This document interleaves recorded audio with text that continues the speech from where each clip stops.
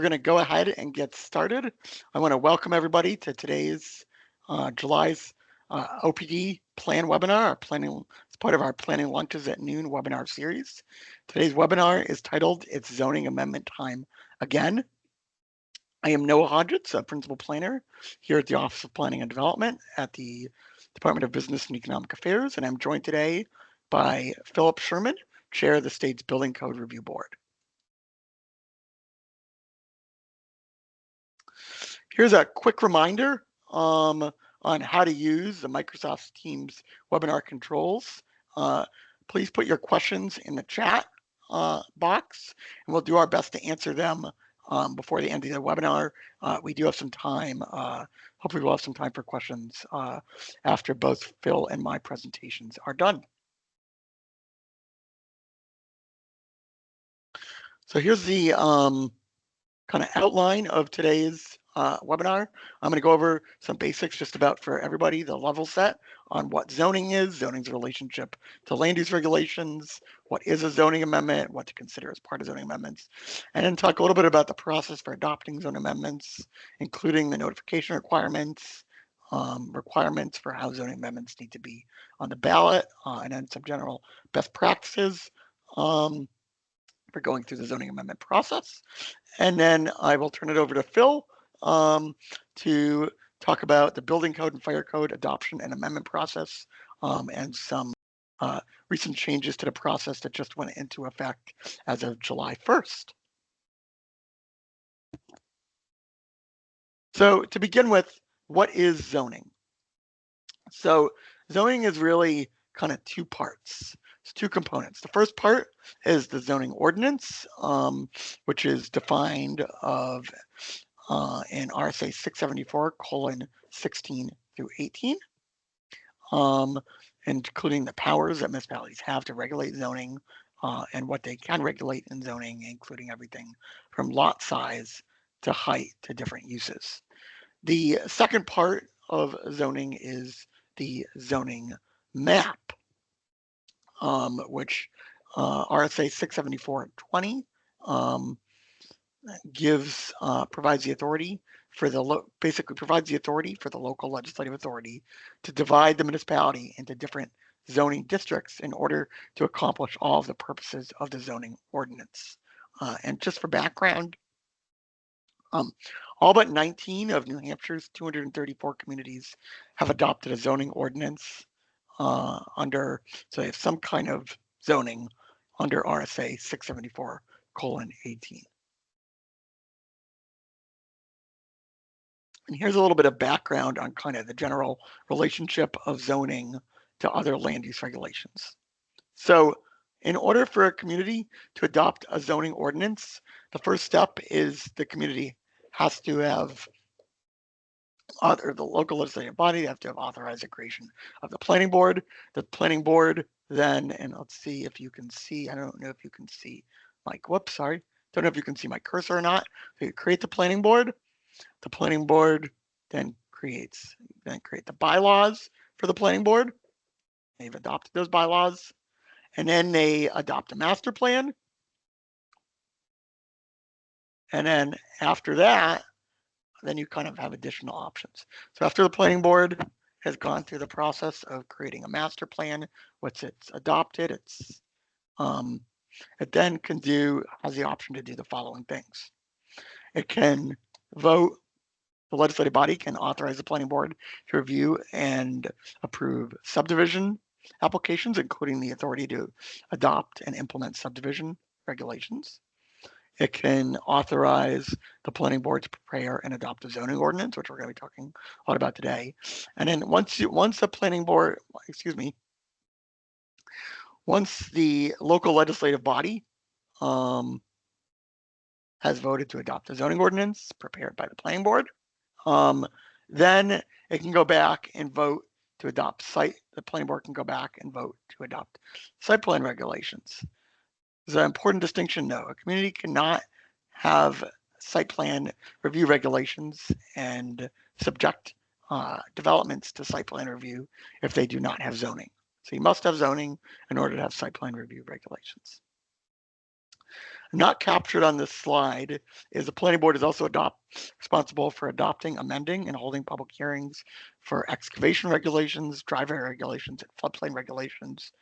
The planning board also has the option, again, for those you have to have a master plan first, of adopting a capital improvement program, which sets out basically the schedule of how different municipal assets, everything from vehicles to roads to buildings, are going to be funded and upkept over the long term, as well as if there's, if the town, for example, wants to add water and a water line, they might include that in a CIP as well.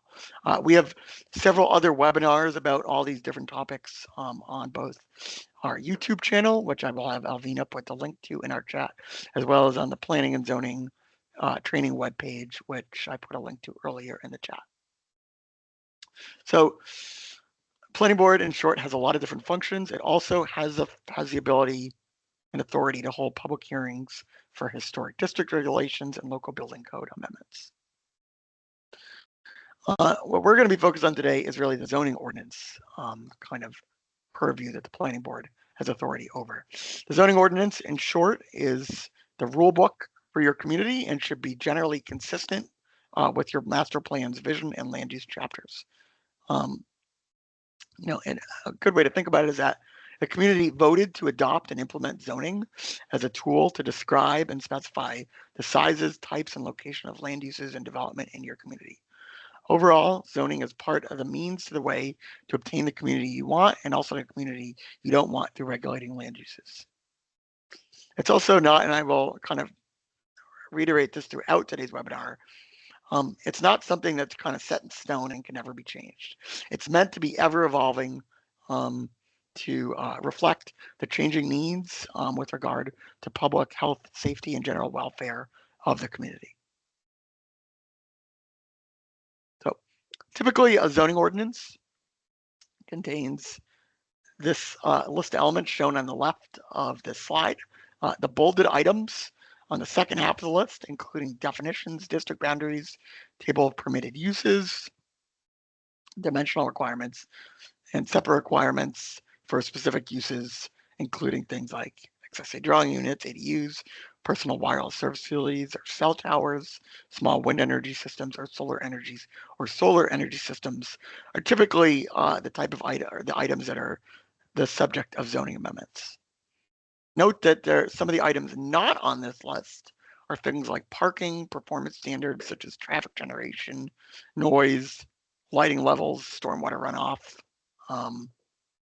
vegetation, wildlife corridor, or even architectural design. These are all things that you commonly may see in zoning.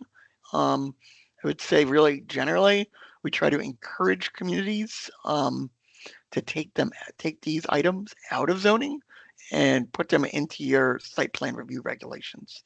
And just a reminder, RSA 674:44 does give planning boards authority to regulate any of these items. Like I said, everything from noise to parking to architectural design standards in your site plan review regulations instead of your zoning ordinance. And this has the benefit, really twofold benefit of one, it allows a planning board to amend these standards without having to go back to the town meeting every year and put them on the ballot for voters to approve of. It also provides the ability and more flexibility to tailor these performance standards for a specific site and the use going through the site plan review process, rather than putting potentially blanket standards into the zoning ordinance that may not be appropriate for all sites and all uses.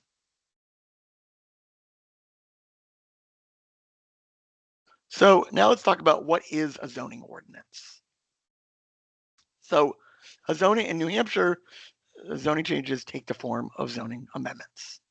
So cities and towns with town councils, and we'll go over this in more detail in a minute, can adopt zoning amendments any time of year, as I think most of you probably know. and non-town council towns. So that's really the vast majority of municipalities and states. And village districts can only adopt zoning amendments once a year by ballot at their annual meeting. As we'll touch on in detail, 25 voters can also put forward zoning amendments by petition to be voted on at the annual town or village district meeting.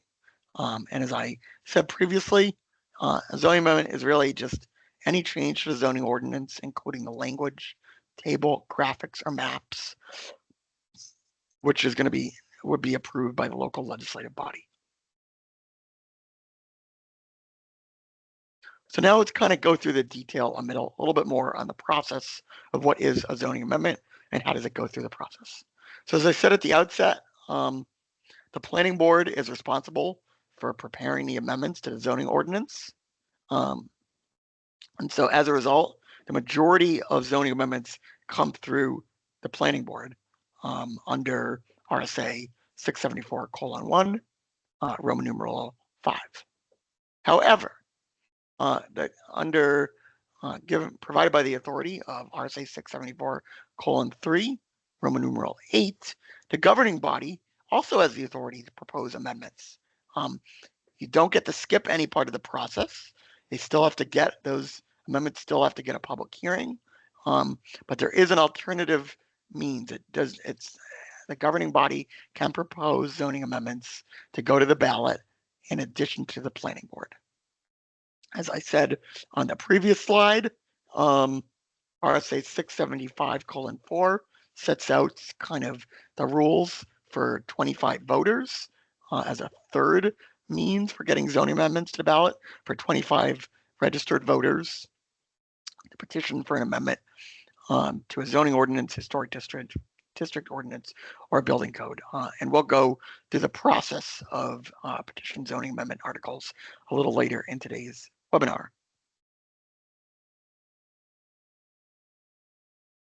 I'm also going to go over a little later in the webinar, kind of as I said at the outset, when I went over the outline for today's webinar, the ballot requirements. So this is just kind of a general introduction to set the stage when we get into the kind of language and standards of a zoning amendment later on in today's presentation. But what I do want to reiterate right now is a couple of things.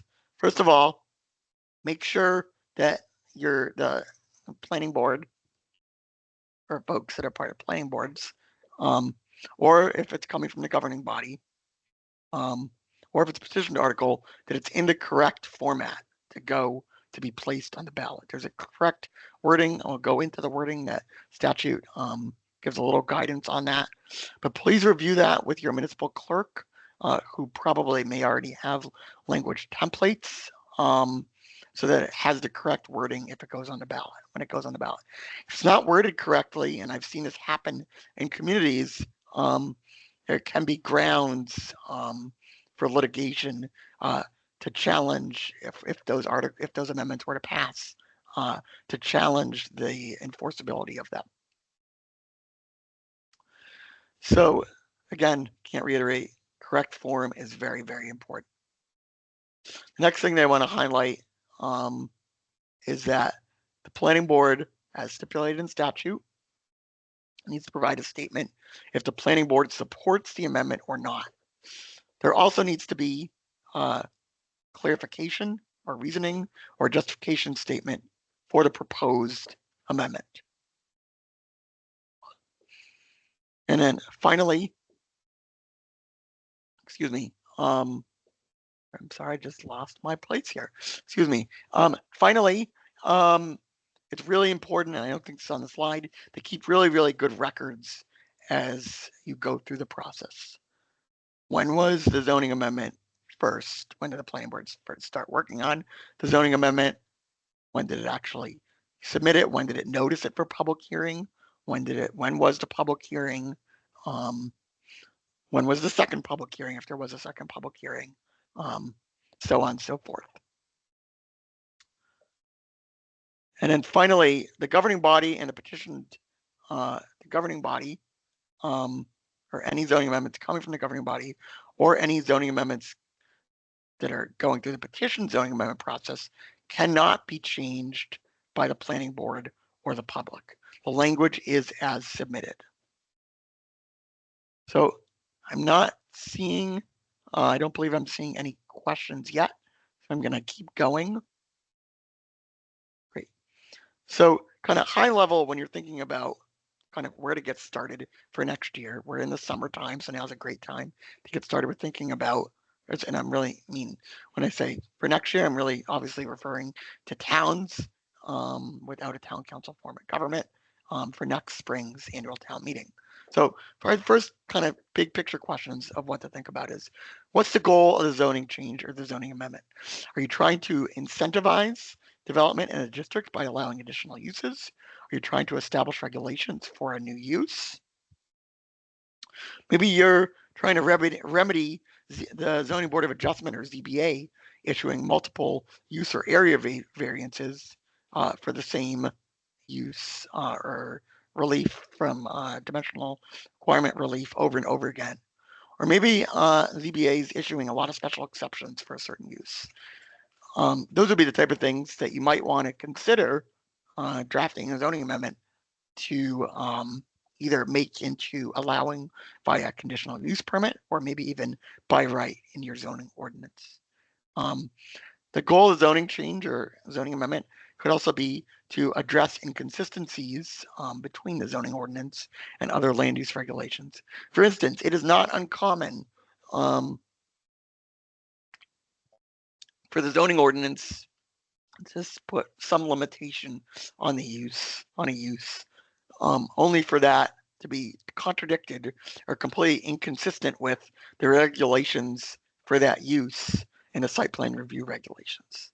The final kind of general bucket of area for zoning changes that, you know, I often like to talk about is just kind of general housekeeping, kind of making sure that the T's are crossed, the I's are dotted, making sure that the ordinance reflects any changes in state statute. For instance, does it conform to the standards in the Comprehensive Shoreland Protection Act? Does it conform with state wetland statutes? Does it conform with the excavation statutes? So on, and we can get into details on that a little later. So those are kind of the high level kind of goals to think about when you're thinking about crafting zoning ordinance. So now kind of what kind of research do you need to do? What do you need to kind of consider in drafting zoning amendments? So first of all, as I kind of the first bullet we highlighted previously, but again, in terms of looking at if there have been multiple variances or special exceptions issued. So again, I would say talk to your ZBA, talk to your code enforcement officer if you have one, your CEO, to see what they're seeing. Talk with other municipal boards and staff. You can also review the table of permitted uses and definitions to see if things seem out of, you're having issues with any specific uses or definitions. And for that, I would say either try to aim for a very straightforward definition. I think I included a link to Webster's dictionary in the end. The American Planning Association also has a planner's dictionary for if you're looking, which can be purchased on the American Planning Association website, which has really good kind of straightforward definitions for a lot of planning related terms. The next bullet we already touched on. I'm sorry, I think some of this was holdover from the previous slide. But I do want to kind of point your attention to this practice pointer here, which is the housekeeping clause, which I mentioned on the previous slide. The planning board has the authority to assign and modify numbers and sections to the zoning ordinance, provided that no substantive changes to the ordinance shall occur as a result of the changes. So it's, if you don't have this clause in there already, I would suggest you add this to your, as an amendment to your zoning ordinance, so that the planning board can make these little kind of grammatical changes or renumbering and such without having to, at a future town meeting, make sure every one of those little section renumberings or page number modifications have to get voted on by the voters.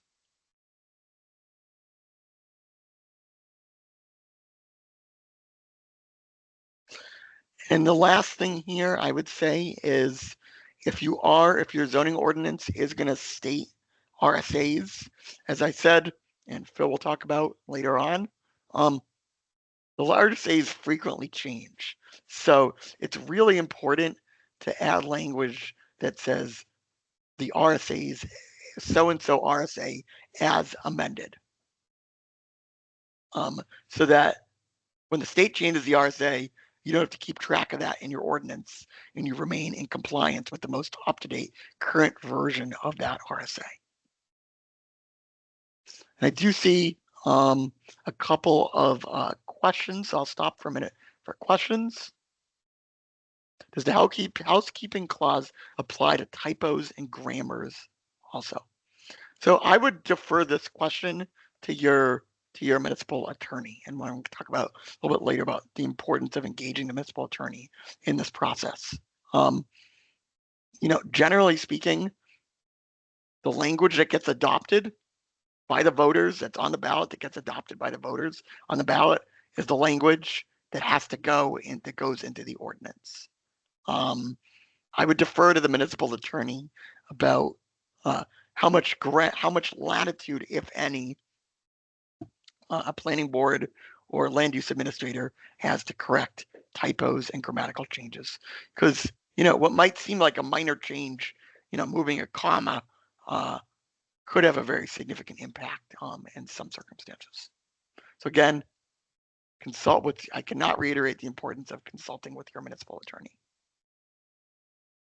Great. So I talked about a little bit earlier about petition zoning amendments. So we'll go through this rather quickly. Again, 25 registered voters can petition to amend or repeal a provision of the zoning ordinance, historic district ordinance, or the local building code. Petitioned zoning amendments must be received between 120 and 90 days before town meeting, which is the town meeting date being the second Tuesday in March, April, or May. Petitions can either are submitted to the governing body, who then forward them, the petitioned articles, to the planning board. And then at the first planning board meeting, after the petition period, the board shall set the date for the public hearing on the petition. Finally, as I think I said earlier, petitioned amendments cannot be altered by the planning board, but the board shall state if it approves, supports, or disapproves, or does not support the petitioned article on the zoning ballot. And the other thing I want to note here is that the petitioned articles need to be submitted in the correct warrant article form as determined by the governing body, by the selectmen or the commissioners. The governing body has the authority to basically reject the article, petitioned article, if it's not in the correct form. And I'm going to keep moving for now. We'll come back to the questions I'm seeing in the chat. So now I'm going to get quickly on the kind of legislative process, which we've talked a little bit about earlier. As I've said at least once, maybe twice already, in cities and towns, a town council form of government. Zoning is adopted by the city council, the board of aldermen, or the town council.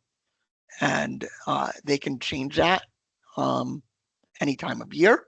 The municipal charter determines that process, how it's adopted, how the zoning ordinance is adopted or amended.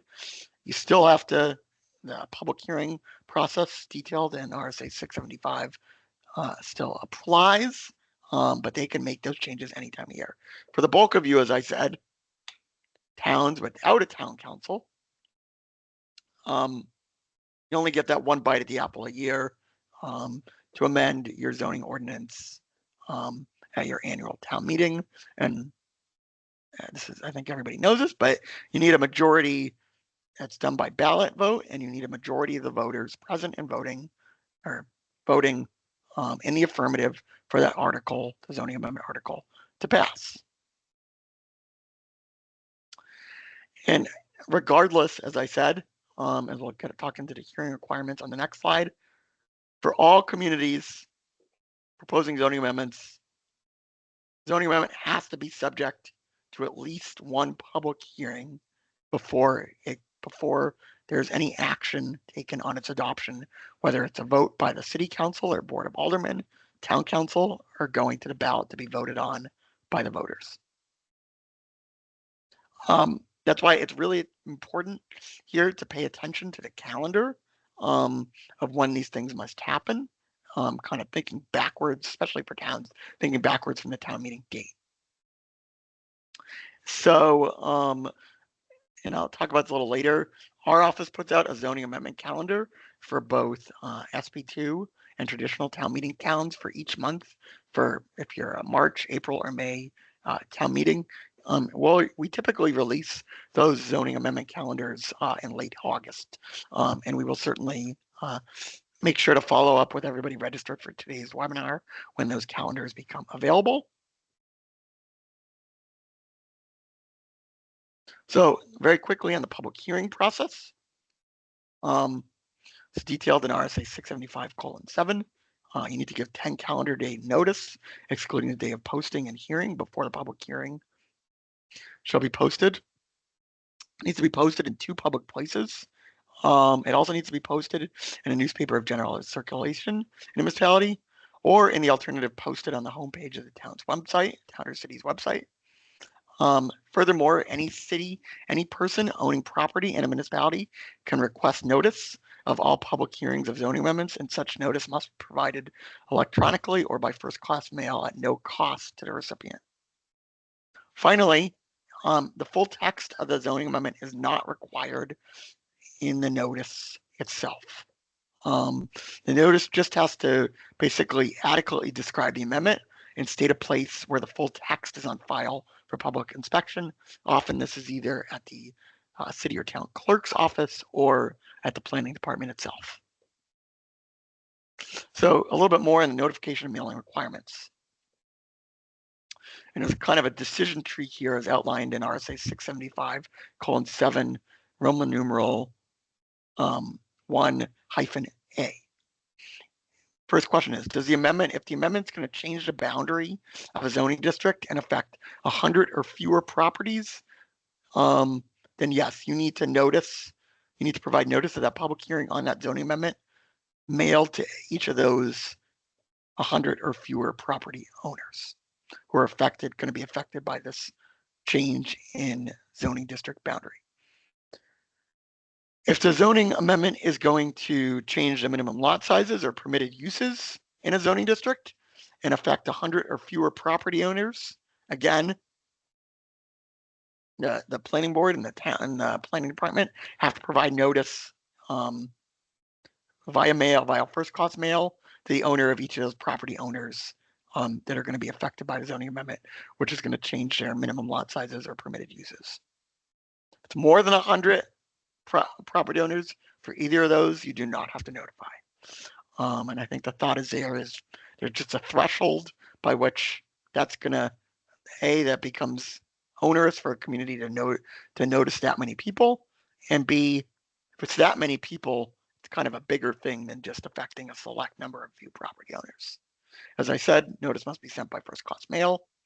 And in the case of petition zoning amendments, the petitioner must pay for the cost of notice required under RSA 675:7, Roman numeral 1-B. So this is kind of the meat and potatoes of what needs to go on the zoning amendment ballot itself. So the municipal clerk, with the assistance from the planning board or staff, prepares the question for the ballot. This is actually detailed. The form is actually detailed in RSA 675:3, and I'm just looking here. I don't think I put it on here. Roman numeral 7. Roman numeral 7.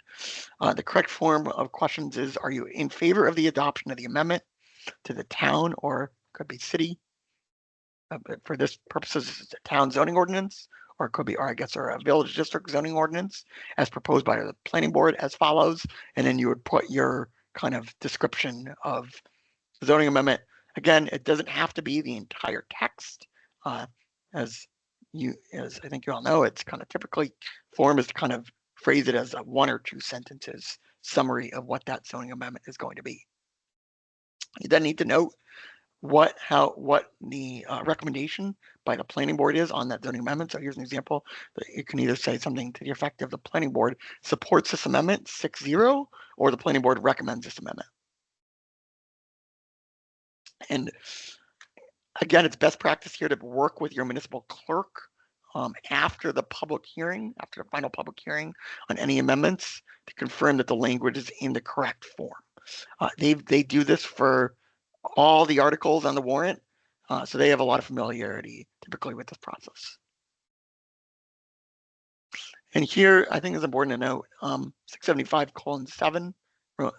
Again, regardless of whether the town has adopted an official ballot, so if you're an SB2 town or not, zoning amendments really should be on a separate ballot from the ballot for the election of the town or village district officers. And then the official copy of any zoning amendments or the final proposal after the public hearing shall be placed on file and made available to the public at the municipal clerk's office no later than the 5th Tuesday prior to the date when action is to be taken.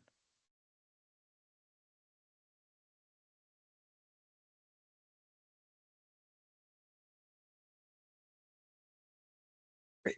So we talked a lot bit about this already, about kind of the process of when to start.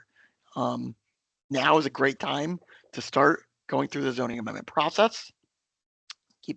Ideally, you're keeping a running list all year. Here's just kind of a couple of pointers. Again, as I said earlier, make sure the language is really easy to understand. Everybody, despite what we might think, does not speak zoning ordinances or planning speak. And so it's really important. I would encourage folks to try to kind of use common English in your zoning amendments as much as possible. Also, and I'll talk about this more in a second, cannot reiterate the importance of community engagement and really explaining the zoning amendments, getting feedback on the zoning amendments, in some cases beyond what may be required by statute in terms of holding one public hearing.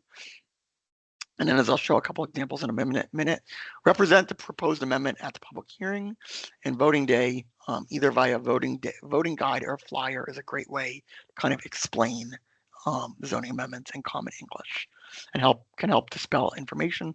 I already talked about earlier about keeping good records of notices and minutes. Here's a couple more best practices before we get into of what not to do, of kind of when you're kind of putting zoning amendments on the ballot. I think here what I'm going to highlight is we've already talked about the conflicts between your zoning ordinance and other land use regulations. What I reiterate is, yes, for towns that don't have town council forms of government, yes, you only get one bite at the apple every year, and so sometimes there's a tendency to think, okay, we want to try to kind of cram a ton into one zoning amendment town meeting cycle. I'd say I've seen far too many towns maybe try to take on more than they can bite off in one season, in 1 year, and it can lead to the demise of all the zoning amendment articles. So I'd say just be really realistic about how much the planning board can take on, as well as how much you feel like you can actually educate your community about in one kind of zoning amendment town meeting cycle. And finally, unless your zoning ordinance is fundamentally flawed and you're conducting an entire zoning rewrite or transitioning to a form-based code, this kind of goes with the earlier bullet. Again, encourage folks to really be receptive, or communities are really likely to be more receptive to incremental changes than kind of wholesale changes, getting rid of the whole ordinance. And to that degree, that's a good segue in a minute to kind of how to frame zoning amendments on the ballot. And then the last 2 pointers here are, as I've said a couple of times, don't propose any amendments that there could be a conflict with other sections of the zoning ordinance or other land use regulations. Again, this is where it's really important to cross-check against your other regulations and to consult with your municipal attorney to make sure you're avoiding any of those conflicts. And then take advantage of RSA 676:12, Roman numeral 1, which has the timeline, which basically says, in short, the building inspector shall not issue any building permits within the 120 days prior to the annual or special town or village district meeting. This is really the earliest date you can start the official public hearing process, would be 120 days prior to the annual or special town or village district meeting. So with that, I want to go through very quickly before I turn it over to Phil, some things, mostly what not to do. Don't take, as I've said now, don't take on too many amendments. Here's an example of a zoning ballot with 10 different amendments. Typically, kind of rule of thumb, best practices, 10 or really fewer than 10. You get more than 10 amendments, and it can really kind of get to be start to kind of go over the heads of voters. So I would typically advise communities to try to keep their amendments to fewer than 10 amendments per year. Here's another example of what not to do. Don't put all your amendments in one article. There's amendments on this article to adopt zoning ordinance on everything from amending their floodplain regulations to changing a part of their ADU ordinance to amending their short-term rental regulations to changing their table of uses. Don't put all, again, I think from most people get this, but every different section of your zone, every section of your zoning that you're changing, so should have a separate zoning amendment article that's noted on it as a separate amendment on the zoning ballot. And then I said earlier, in terms of best practice guides, here's an example of one guide. I'm a big fan of Barrington's voter guide that they did this year, where they have the actual question on the left. They have an explanation, and then they give the planning board recommends it and why the planning board recommends the amendment. This is again on the right, Barrington's in kind of longer form. On the left is something flyer that the town of Farmington did. Again, just explaining the zoning amendment in plain English to give out to the voters.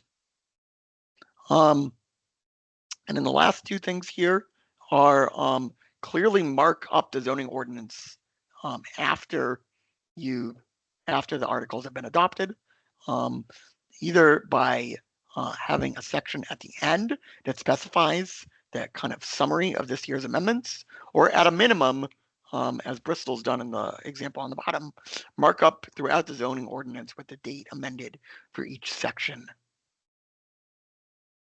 And I think this is my second to last slide before I turn it over. I have a few more here. Oh, great. So make sure that the date of your zoning ordinance revision, and when you go to update your zoning ordinance, is the date when the vote was actually taken to adopt the zoning amendments, not when the planning board clerk or land use administrator actually goes to edit the document. Here's an example of a town where the vote was taken on March 12th, and the zoning ordinance says it was clearly not amended until April 9th in one section at the top, or April 3rd in another section.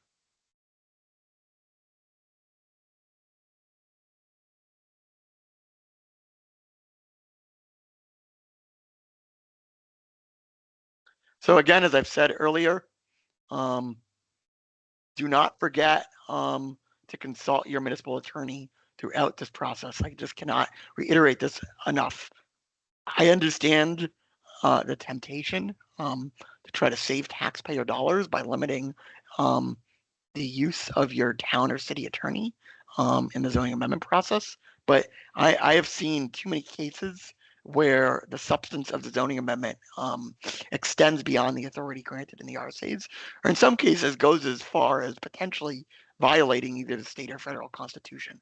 And those are just obviously grounds for litigation and for those amendments to not only be overturned, but any application of those amendments for particular projects to be completely invalidated at a later point. To avoid any of that, again, consult your municipal attorney as early on in the process as possible.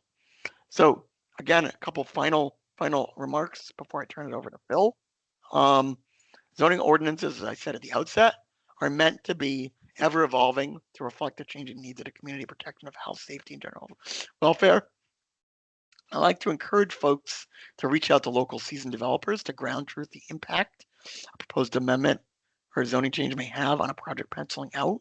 so that you can actually get the desired effect of that zoning change actually resulting in new projects or new development, if that's the goal. As I said earlier, you can never do too much education and community engagement to help dispel misinformation about the impact of the proposed zoning amendment. And don't expect change overnight, especially right now in the constrained fiscal environment we find ourselves in with high interest rates. Excuse me. Yes, high interest rates and inflation. It's just becoming more difficult for projects, even fully permitted projects, to actually get the financing they need to go to construction. So if you're kind of bemoaning the fact of why hasn't your zoning change or zoning amendment resulted in an actual project, you know, coming to completion as a result, just know that change does not happen overnight. And with that, I'm going to turn it over to Phil to go through the local building code adoption amendment process and some new changes which went into effect on July 1st.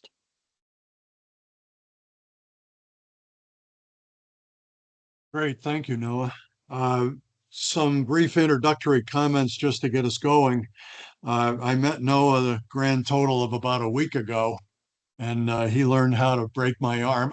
To invite me to speak here today.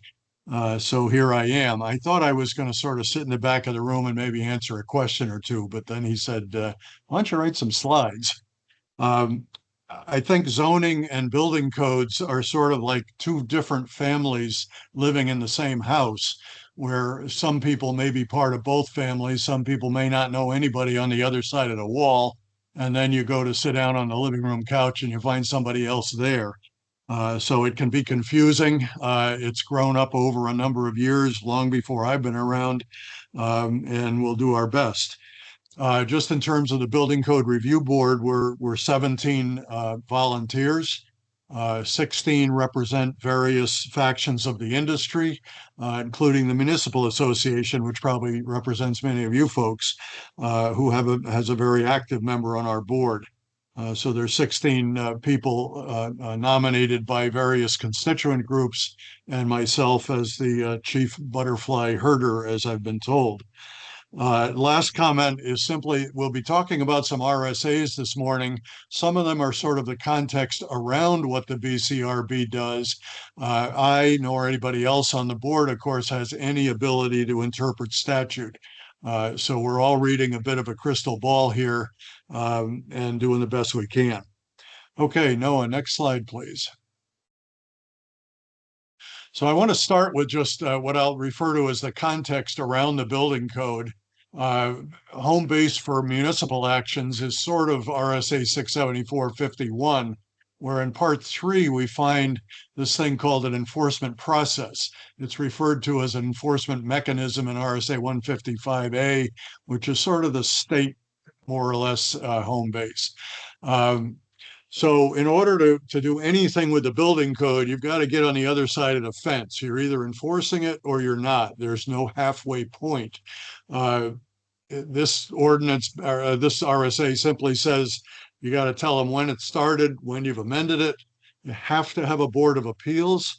We're finding a lot of problems out there. We just had an appeal that came to us that was basically rejected by the board because the Board of Appeals had not been legally appointed. It doesn't simply say if you don't have a real Board of Appeals, then the ZBA takes it. It says you must appoint the ZBA as the Board of Appeals in the other RSAs there. You have to have a building inspector, and that building inspector enforces the code. Permits, inspections, certificate of occupancies under other RSAs actually are optional, although I haven't found a municipality enforcing the code that doesn't deal with C of Os. I think that's a bit of old news at this point. And then fee schedules, you've got to tell people what it's all going to cost. And as I said, in 674-54, Roman numeral 4, C of Os from somewhere back in the day are actually optional in New Hampshire. But again, I think that's a bit of old news at this point. Okay, Noah, next slide, please. So I want to talk about SB 437, which was signed by the governor and went into effect July 1st. Overall, it was not intended to change anything that the towns and cities can do regarding local amendments to the state building code. You used to be able to amend it, you're still able to amend it. It does clarify some things that, from everybody I've spoken with, I'll call them original intent, and it now spells them out a little more clearly. This actually was not instigated by the BCRB, but once it got going, we had some input in just in terms of the wording and try and make it fit into the system. So what this slide does is simply take the typical long, wordy language of RSAs and turn it into a bullet list so we can get our heads around it. So you can't be inconsistent with the building code. You can't be, they say not less stringent. So in other words, it's got to be more stringent than the state building code or equivalent. And you can't just take a requirement of the state building code and do away with it. This fourth bullet relating to one article or section of a specific code is a clarification of the original intent. The words from back in 2002, when the state building code was first adopted, went into effect in 2003, were intended to allow amendments to the state building code, not simply to run off and write your own rules about whatever you want. So the reason it says article or section is one part of our code series uses the term article, the other uses the term section. It's both intended to get you to a specific place in a specific book, and then you can write an amendment about it. We're finding a lot of trouble in the ones we've looked at so far where it just says, we want to do thus and such, but there's no section or code stated. The next one about nationally recognized codes, basically is the same thing. My understanding, it was always the intent that we adopt the plumbing code and then you amend that plumbing code. You don't adopt your own plumbing code from somewhere else or a later edition of the code that the state adopts.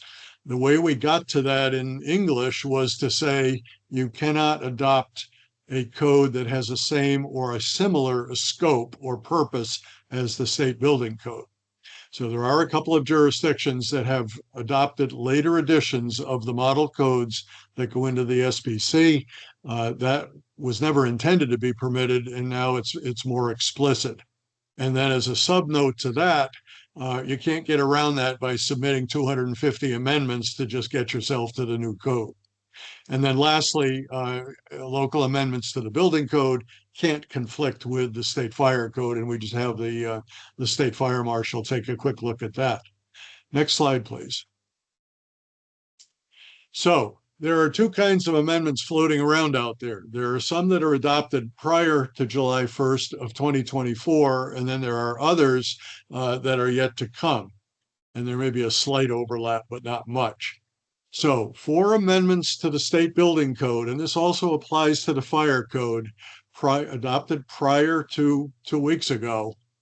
All of those amendments and the documentation that the public hearing was properly noticed and held and the ordinance was legally adopted, so this feeds back to some of the stuff that Noah talked about, needs to be submitted to us within 60 days of July 1st.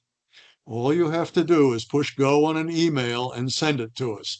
Here's the emails for the building and the fire side. If you do not simply send them to us within 60 days, you can't enforce them. So it's not a very high bar. It doesn't take a lot of time. These things are almost always PDFs or web links right now. Just put them in an email and send them on, and then you've checked that first box. Now, I would ask that people actually review them before you bother sending them to us. If it's clear that they don't relate to a specific section of the code, if it's clear that we found one town that was still enforcing a 20-year-old version of the residential code. If you've got errors like that in there, don't waste your time and bother our time just so we can send an email back saying it doesn't work. You got to stop. So if we withhold the confirmation, it means you've got problems and you can't enforce the ordinance. Please just take a look at them. And that's what we're finding is people are saying, we'll get back to you in a few weeks here. We're going to take a peek at these things and see if we can clean up some of the cobwebs. So our job, lastly, on this is to review and confirm. And confirmation was a word that was worked out a couple of years ago. It specifically is not intended to say approve. So we confirm compliance with the RSA, and that's all we do. We could care less whether we like the technical side of the amendments, we think you're doing the right thing or the wrong thing. We just check that list that was on the previous slide. But then again, our job is not to write the ordinance for you. So we're going to take a look at it. And when we find one or two things that are wrong, we're going to stop there and just say, you've got to go back and get this thing reviewed. We did one fairly detailed thing and came up with 26 points. Well, that times 100 and some odd towns that, enforce the building code is just not going to work. And then again, as I said, if we withhold confirmation, then you can't enforce that ordinance. Now, before you all jump out the window, these are not the ordinances that enable the building inspector. If you've got legal ordinances, under that first slide, 67451 Part 3, you can keep enforcing the state building code, no problem, no muss, no fuss. Collect the fees, issue the permits, and so forth. These have to do with the amendments. If we trip over something in your ordinance that clearly has a problem with that RSA, as a courtesy, we will just note that we saw something and you ought to take a look at it. Next slide, Noah, please. So then we talk about amendments yet to come. So that last exercise in SB 437 was intended to sort of flush all of the current amendments to the surface, where both the municipalities and the BCRB would take a look-see at them. And then at that point, we get them banged into shape in terms of the RSA.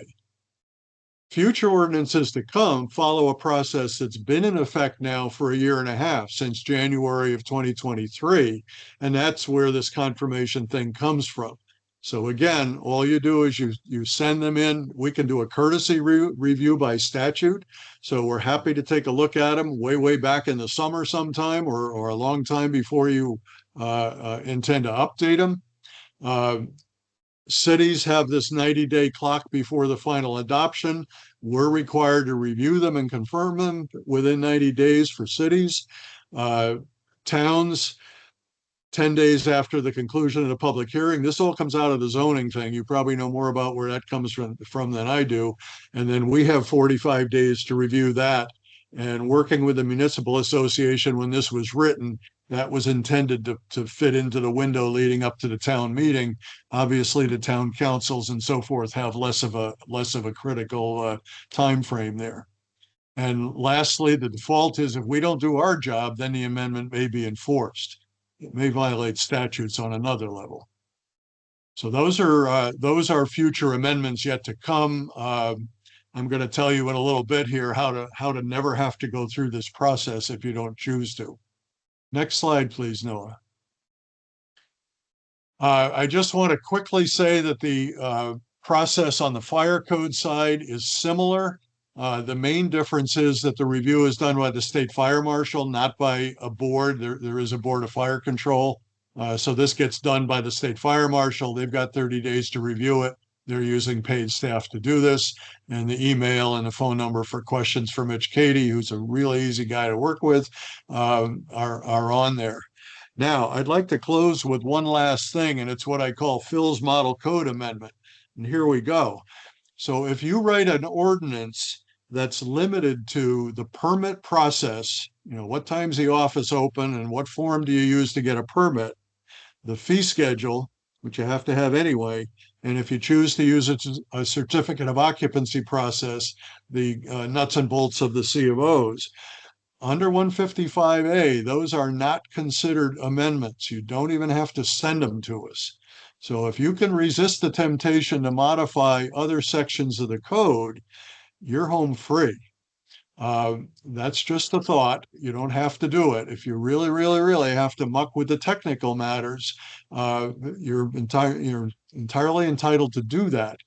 I would note that in my 3 years as chair, we have not had one municipality who said this technical amendment is important enough that they ought to bring it to us to see if it'll turn into a state amendment. So think about that before you run off, just fiddling with this and fiddling with that, if you would. If it's that important, bring it to us. You may get a state amendment out of it, and then you still don't have to amend the code locally. So I will leave it at that. And I don't know, did we have any questions, Noah? I just have like 2 more slides, I think, and then we'll do some questions. Yep. Great. Okay. Is that okay? Is that cool? Great. So just kind of wrapping up and partially, well, first, thank you, Phil. I just want to talk a little about reiterate a couple of things Phil said, and then go back to the zoning part of the administrative process of where to file amendments and what to do after they've been adopted. So first, as soon as the amendment, zoning, historic district, or local building code or fire code amendments are adopted, by whatever means, whether it's a city or a town, please, as soon as possible, incorporate these into your respective ordinances. Don't wait 6 months after town meeting to update your zoning ordinance, historic district, or building code and incorporate those amendments into those ordinances. Typically amendments take effect upon passage, and I do want to be mindful of the fact that many cities and towns are short-staffed, and the planner, land use administrator has limited capacity. But even in those cases, I would say, please prioritize incorporating these amendments into your ordinances and making them available. This goes to the second bullet here, making them available online as soon as possible after they are adopted. And also to remove the older versions that might be of that same ordinance that might be lingering on your website. Also, after any of those ordinances or codes are adopted, you'll need to give a copy for the clerk, city or town or village clerk to have on file per RSA 675:8. As Phil said, number 4, email all local amendments to the state building code which have been adopted to the BLDG code, brd@tos.nh.gov for review and confirmation. And likewise for the fire code amendments, email those to fmo@dos.nh.gov for review and confirmation. And finally, please email your amended zoning ordinance, historic district ordinance, and or local building codes with the amendments noted to my office to planning@livefree.nh.gov per RSA 675 Roman numeral 9, as we are the repository for all land use regulations in the state.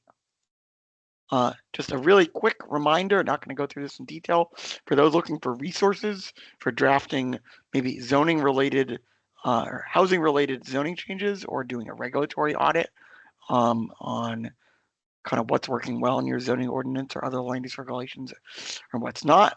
There's an additional round of Invest in H housing opportunity planning grant funding that's been made available. There's 2 pre-application orientation sessions coming up.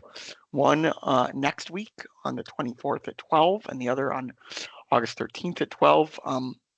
The PDF of the slides I sent out prior to today's webinar, all the hyperlinks are live, so you should be able to click right on the slide. That'll take you right to the registration link, and the deadline to apply for those additional funds is September 30th. Finally, here's a bunch of resources, again, to look at afterwards that might be helpful in drafting zoning amendments.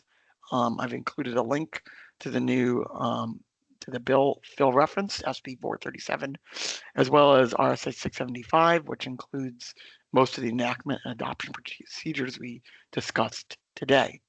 Finally, here is Phil and my contact information. And we are at 1. I'm going to take, Phil, if you have a couple minutes to stay on just to go through the couple of questions that we got. So I just want to go back. Alvina, my colleague Alvina answered a couple, but I'm just going to go through here. There's a question about tallying. Yep, as supported or non-supported by a vote of A to B. Great. We talked about the housekeeping clause. Kathy had a question. What is the document you mentioned obtaining from the Planning Association? Oh, Okay, I think Christine responded to that. That's the Planner's Dictionary, which you can purchase from the American Planning Association. Lewis had a question of, can you please repeat what you said regarding who is responsible for lighting oversight in a subdivision? Is it ZBA or planning, and which RSA was referenced?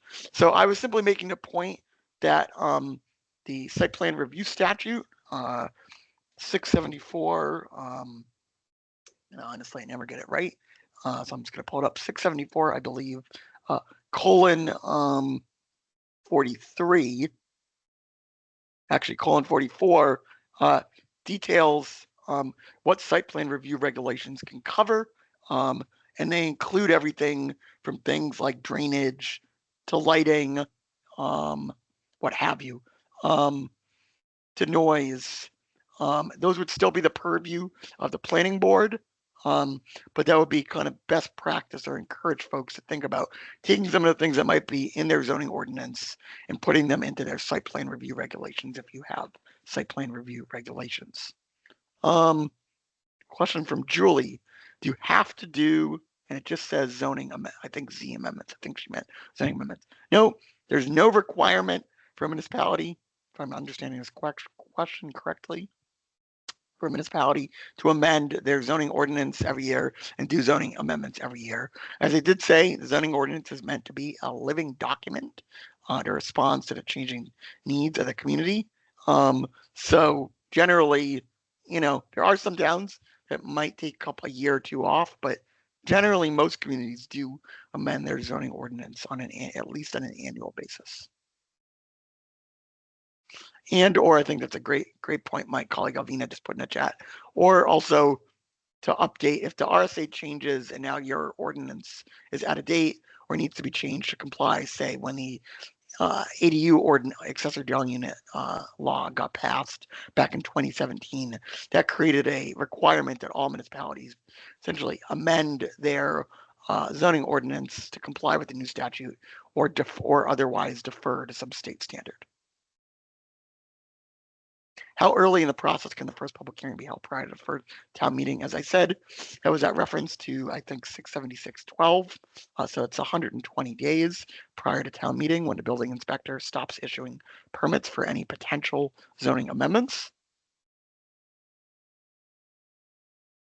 And now we get to the questions for Phil from Beth. Can you charge a fee for a building permit without having a building inspector or code enforcement officer? Yeah, thank you for the question. I want to take you back to that 674-51 Part 3 fence, I call it. So you're either enforcing the building code or you're not. So the real answer is no, because if you're enforcing the building code, you must have a building inspector. We've found ordinances where they say the selectman or the town administrator enforce the building code. It's not legal. We, like my town, calls a zoning permit a building permit, even though there's no building code enforcement. That's improper. So basically, go back. I think it's the slide before that, Noah. Oh, sorry. Yep. Yeah. So this enforcement process or enforcement mechanism. It's pretty short and easy to understand. But we're finding problems with it, maybe because it's just a holdover from this is the way we've always done it.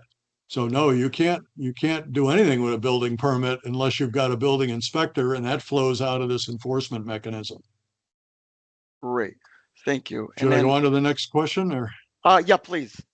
Which I think was this slide. So the question is fourth bullet on the slide. Yeah. So no, the slide is correct. The amendments must refer to a specific point in a specific code within the state building code. So if you want to amend fixture counts on toilets, you'd go to the plumbing code, section 403.5 or 2 or whatever it is, and say, now we're going to amend that section. We can't just have a thing that says in the town of XYZ, you've got to have 6 toilets instead of 4. So that should say does relate to a specific section. And then the last thing gets to the point of SB 437 about existing or pre-existing amendments. SB 437 is specifically there to flush all of these to the surface. So whether you're under 674 cycle or under RSA 47 as a city, all this amendment stuff is intended to be brought to the surface, hopefully reviewed by the municipality first, and then sent to us for confirmation. If you have legally adopted more stringent requirements to the specific codes that are in the current New Hampshire State Building Code in a specific section, we're just going to rubber stamp it and say, good to go, keep going. So that's this is the target, is this list of bullets right here. You can look at them as easily as we can. But yes, they need to be submitted.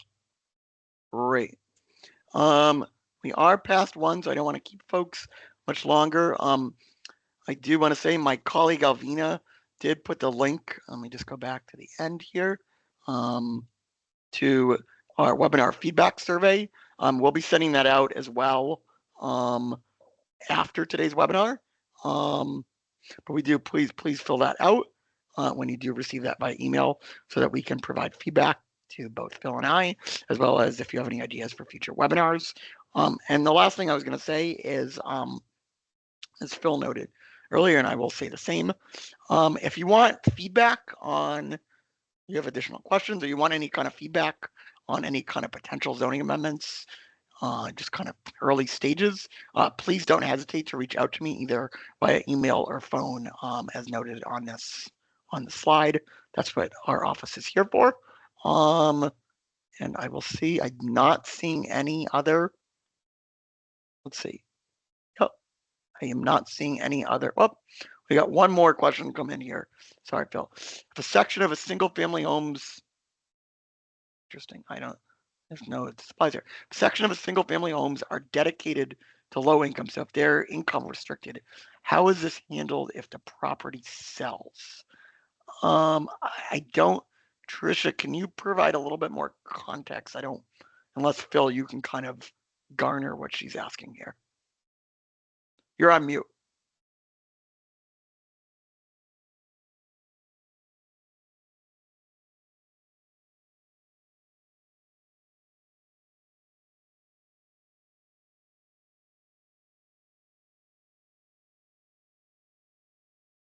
I'm sorry, my mic was muted.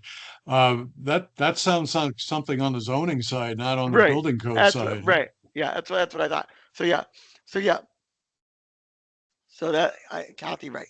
So that would be a classic thing is it depends. It could be permitted as workforce housing or not, irregardless.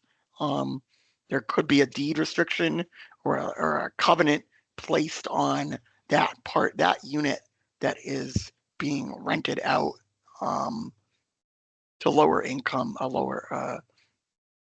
household would be the way to do that.